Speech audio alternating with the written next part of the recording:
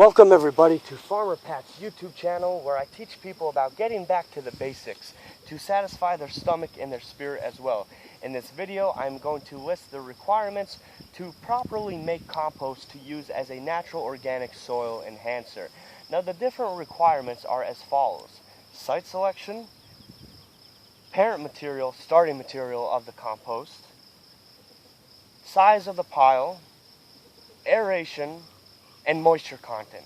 This is all important so that the pile reaches a certain temperature between 120 and 170 degrees to help to break down all of the material in this pile. Now the first requirement is site selection. You want to choose a site which is shady, so the sun does not dry this pile out, and furthermore so the sun does not volatilize the nutrients which are in this compost pile.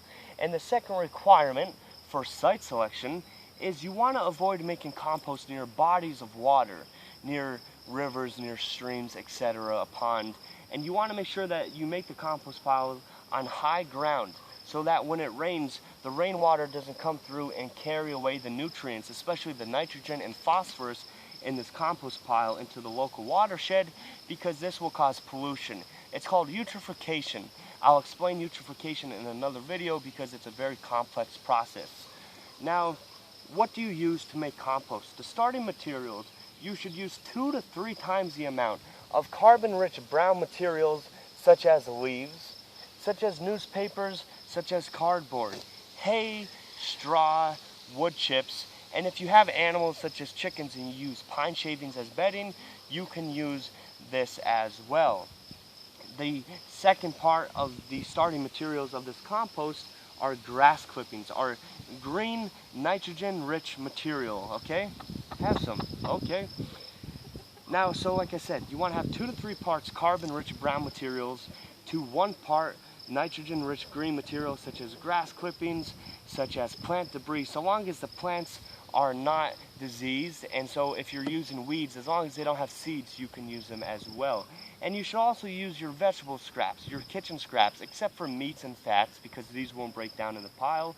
But it's important to compost the stuff from your house, because the excessive amount of organic matter we throw out, such as banana peels, this all goes into the landfill and it creates methane gas, which goes into the atmosphere.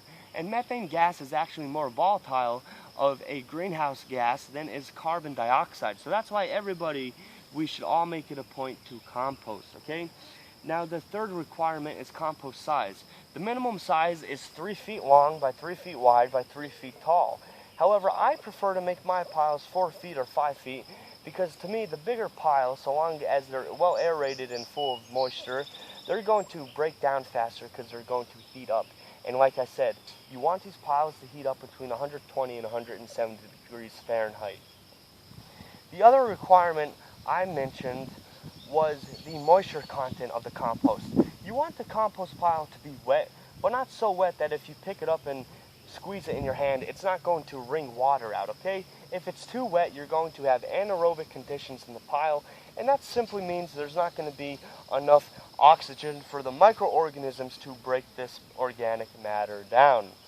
The other requirement I mentioned was aeration. You want to make sure this pile is well aerated so that there's enough oxygen for the organic matter to break down. Now some people, they'll put a pipe full of holes in the middle of this pile and they'll simply let that the pile sit for a few months. But like I say with other things, technology does not make life better. It may make life easier, but it also makes you unhealthy, it makes you obese, it makes you fat. So I prefer to take my good old-fashioned pitchfork and to turn this pile, because this is going to give me a workout. It's going to make my muscles and my body stronger. Okay, my friends, so remember, to make compost, you have to meet certain requirements so that it breaks down, such as site selection. Choose a shady area on high ground away from water. Make sure you use the proper starting materials, such as high carbon brown materials such as leaves, newspapers, cardboard, and you want to make sure that all this stuff is broken up and shredded so it breaks down more easily, okay? You want to use 1 part green, nitrogen-rich materials such as grass clippings, And it's okay to use grass which has been treated with herbicides, because the thermophilic, the high temperatures of this compost pile, they will help to decompose to break down these herbicides. You want to make sure the pile is at least 3 feet long by 3 feet wide by 3 feet tall. And you want to make sure the pile is adequately moist, but not excessively moist, and that the pile is well aerated. You want to make sure you turn this pile every 5 to 7 days, okay? And in a few months, all this material will break down, and you'll be left with a finished product, a rich, natural, organic soil enhancer. But when you use compost, be conservative. Less is actually more, because compost tends to have low amounts of nitrogen but high amounts of phosphorus in it, right? And so, like I said, this can cause pollution in the local watershed if you use too much of it. So use it conservatively. Use compost and other soil enhancers, soil fertilizers, to have a more balanced and a more complete soil, which is going to be sustainable and which is going to recycle nutrients just like a natural ecosystem would do.